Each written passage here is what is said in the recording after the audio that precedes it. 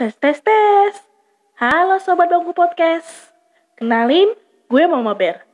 Seseorang yang ingin sembuh agar tumbuh. Sebelumnya, gue mengisi podcast untuk diupload ke Spotify dan beberapa platform lainnya. Sekarang sedang mencoba untuk mengepakkan sayap lebih lebar lagi. Berharap banyak sobat-sobat Bangku Podcast di sini yang butuh teman dan juga pendengar yang baik. Mari kita berteman supaya bisa duduk bareng-bareng, ketawain kesialan hidup, dan berproses sama-sama. Terima kasih sudah mau menonton video ini sampai habis. Kalian bahagia terus ya. Dan selamat mendengarkan. Halo, salam kenal dari saya, si anak sulung yang suka bingung, kadang linglung, tapi nggak suka gerung-gerung. Aduh, bisa aja si Babang ini. Oke, email kali ini gue bacain dari Babang ganteng kita. Mungkin beberapa waktu ke depan gue bakalan bacain terus ya cerita kalian. Karena udah lumayan numpuk di DM dan juga email. Oke, kita lanjutkan lagi ya. Apa isi si sulung yang ulung ini? Saya adalah laki-laki yang berusia 28 tahun. Saya hampir saja menikah, tapi gagal karena selalu dituntut oleh kedua orang tua saya. Kejadian ini terjadi 2 tahun yang lalu ketika saya ingin menikahi seorang wanita yang sangat saya cintai. Kita sudah menjalin hubungan selama hampir 10 tahun. Sejak lulus SMA, kami sudah dekat. Saya adalah anak sulung dari 4 bersaudara. Saya anak laki satu-satunya dan kedua orang tua saya bekerja dengan penghasilan yang ya bisa dikatakan cukup. Namun sejak pandemi 2 tahun kebelakangan ini, ayah dan ibu diberhentikan kerja sehingga memutuskan untuk berjualan gado-gado di depan rumah yang tentu saja penghasilannya tidak menentu. Saya memiliki 3 adik perempuan, 1 orang sudah lulus kuliah dan sedang mencari kerja. 2-nya lagi masih sekolah SMA dan juga SMP. Beruntungnya saya sudah disekolahkan tinggi oleh kedua orang tua saya, sehingga saya memiliki pekerjaan yang cukup menjanjikan. Setidaknya saya bisa mencukupi kebutuhan di rumah, menguliahkan dan juga menyekolahkan adik-adik saya.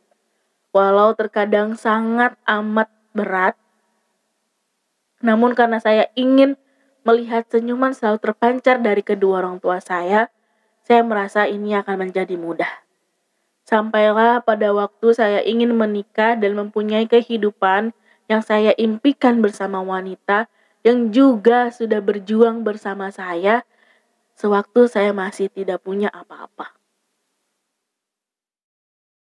Gue kayak punya perasaan gak enak nih.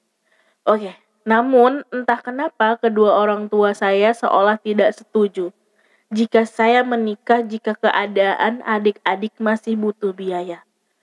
Mereka bersikeras bahwa tidak ada lagi yang bisa mereka harapkan jika saya menikah.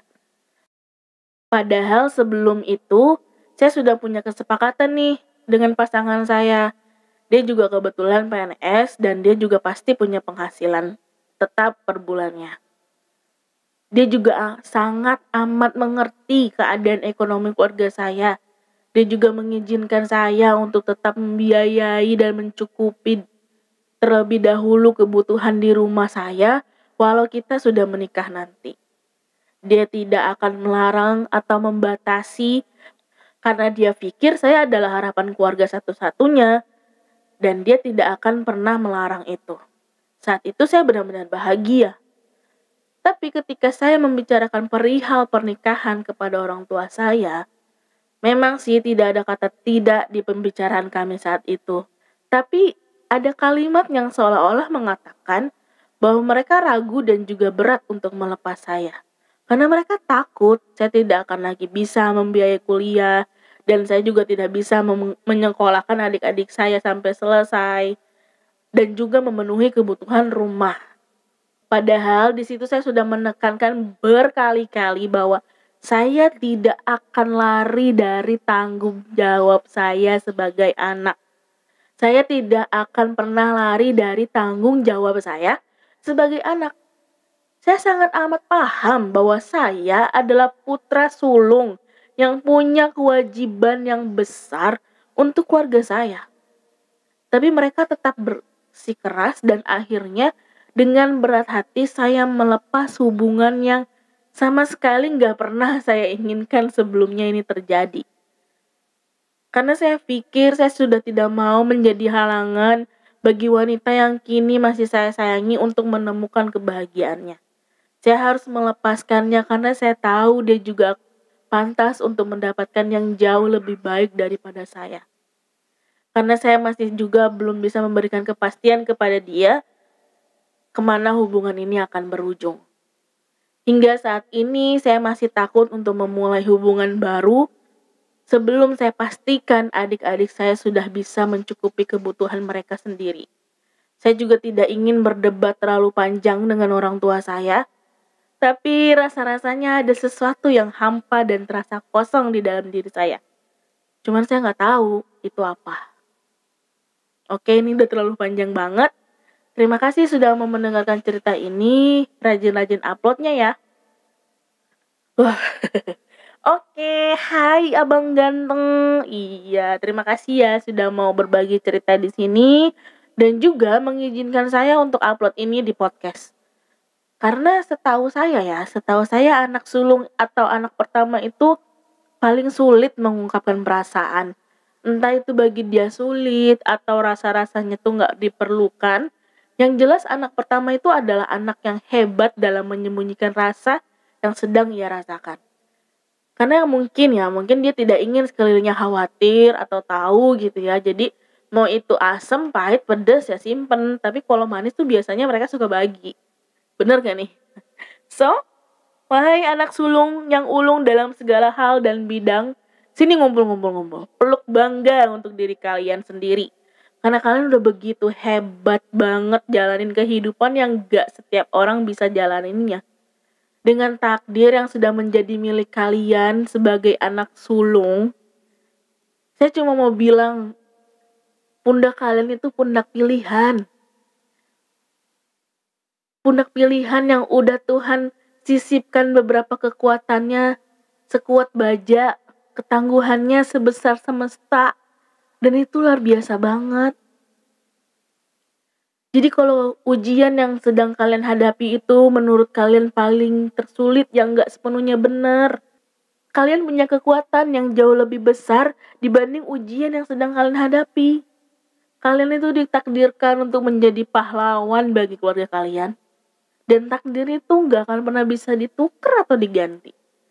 Jadi ketika ada ujian terlalu besar yang menurut kalian harus ingat bahwa kalian punya Tuhan yang jauh lebih besar yang juga selalu menjaga pundak kalian agar bisa tetap tegar dan tegap.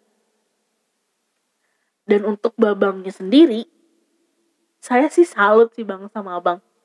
Saya tidak tahu pasti ya rasanya menjadi abang itu seperti apa, tapi setidaknya saya bisa membayangkan betapa sakitnya merelakan sesuatu yang sudah kita anggap atau yang kita inginkan, yang kita pikir itu akan menjadi sumber kebahagiaan di dalam hidup, tapi nyatanya harus diikhlaskan, harus direlakan demi kepentingan yang saya rasa itu bisa dinomorduakan setelah kebahagiaan abang dulu tentunya.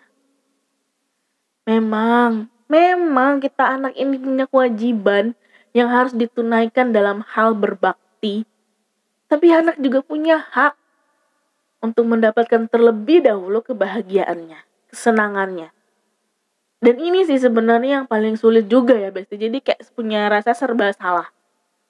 Kemarin juga sempet nih ada yang ngasih tanggapan ngomong sama saya karena tentang episode trauma itu harus sembuh ya kalau nggak salah. Dan juga episode di anak tengah anak hebat itu.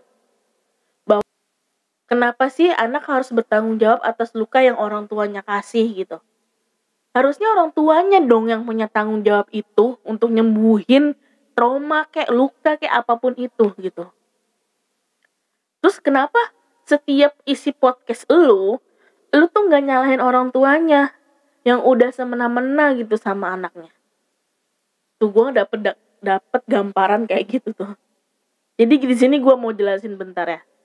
Jadi gini ya Besti, untuk kita anak-anak tahun 90-an ke atas sampai 2000-an lah ya, itu rata-rata, ini gue bilang gak semua ya, gue bilang rata-rata, kebanyakan masih punya orang tua yang belum peka terhadap keadaan psikis dan juga mental seorang anak.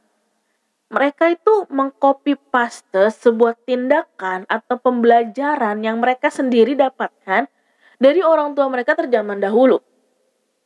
Yang bisa dikatakan kolot lah, jadul lah, apapun itu. Nah, di mana pada saat itu kesadaran atau mental awareness-nya dari orang tua mereka itu menjadi hal yang tabu gitu loh. Jadi antara mental awareness dengan mitos-mitos tuh beda tipis gitu loh. Bagi orang tua kita zaman dahulu gitu kan. Dan mereka tuh lebih menggadang-gadangkan mitos-mitos, kepercayaan-kepercayaan menjadi sebuah acuan dalam mendidik. Gitu, ngerti ya? Jadi bagaimana bisa luka yang mereka aja nggak sadar itu ada bisa menjadi tanggung jawab mereka. Mereka nggak tahu, mereka pikir ya udah gue ngedidik lu dengan cara keras seperti ini, ya jadilah anak yang bener gitu kan. Mereka nggak tahu kalau ada luka dalam hati kita, ada trauma dalam diri kita gitu loh. Terus kalau kita menunggu mereka untuk bertanggung jawab, yang ada udah kadung terlanjur, kita udah langsung jadi salurkan lagi ke anak kita yang akhirnya tuh rantai itu nggak akan pernah putus gitu loh. Gak akan ada habisnya. Jadi kalau misalnya kamu mau tumbuh, ya udah kamu putus dulu rantai didikan orang tuamu yang kamu anggap salah dan tidak baik itu. Kamu harus sembuhin dulu luka kamu.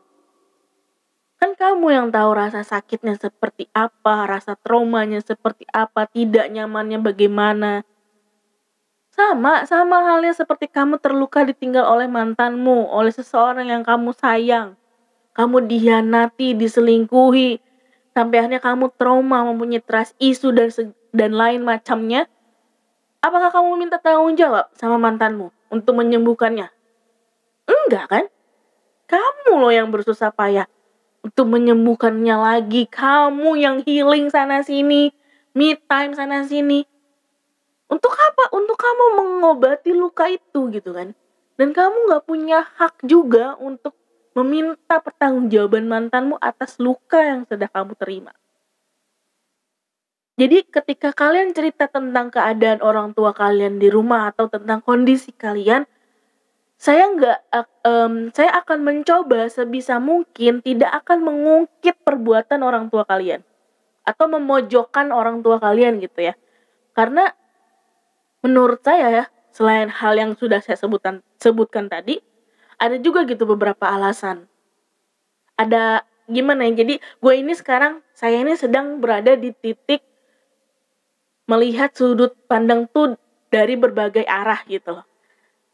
Nanti suatu saat pasti kalian bakalan ada di titik yang sama seperti saya.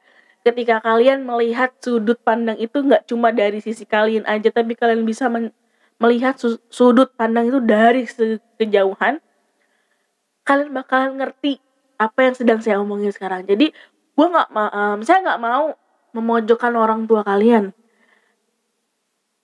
tapi saya mau memfokuskan kepada diri kalian aja gitu. Saya pengen kalian keluar dari ruang gelap itu dan ngajak kalian secara perlahan untuk ngelihat dunia luar sana yang penuh dengan warna-warni gitu. Jadi saya nggak akan pernah mau menyalahkan orang tua, karena gini, ketika lu udah sembuh, ketika lu sudah bisa mengatasi trauma lu, ketika lu bisa menyelaraskan antara hati, pikiran, emosi semua, lu bakalan bisa punya keberanian untuk ngomong sama orang tua bahwa mah, pah, ya, bu, mak, pak, I have trust issue, I have trauma. Saya punya trauma. Secara perlahan kalian bakal bisa mendekati diri kalian ke orang tua dan menceritakan bagaimana strugglingnya kalian. Nah gitu, jadi ketika kalian bercerita ke saya nggak akan memojokkan siapapun, saya juga nggak akan memojokkan kalian, tapi saya ingin mencari sudut pandang lain yang kalian bisa lihat juga. Jadi kalian bisa, oh iya ya, ada jalan terang benderang yang bisa gue ambil, gitu aja sih. Nah untuk abangnya ini, maaf pembahasannya udah kemana-mana, tapi mungkin ini suatu saat nanti entah kapan akan saya jabarkan lagi kalau saya ingat. Ya pokoknya intinya sekarang untuk abang, rasa kosong yang sedang abang rasakan adalah sebuah wujud dari kecewa abang yang mendalam terhadap keadaan, tapi tertutupi gitu loh, dengan kesadaran tingkat tingginya abang bahwa abang itu punya kewajiban, mesti kudu harus melakukan keputusan terberat itu demi dan demi. Dan hati siapa, jiwa siapa yang gak kosong bang? Mau sebentar atau lama sebuah hubungan itu gak bisa menjamin cepat atau lambatnya kita move on. Apalagi ini seseorang yang sudah menemani abang dari masa remaja hingga dewasa. Istilahnya hampir separuh usia abang dihabiskan berdua. Wah, saya sih gak sanggup sih. Dan 2 tahun ini kalau abang masih merasa seperti itu ya udah wajar. Gak apa-apa. Kita itu punya masa berkabung bang. Manusia itu punya masa berkabungnya masing-masing.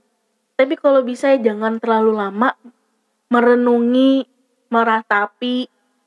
Jangan terlalu fokus sama rasa sakitnya.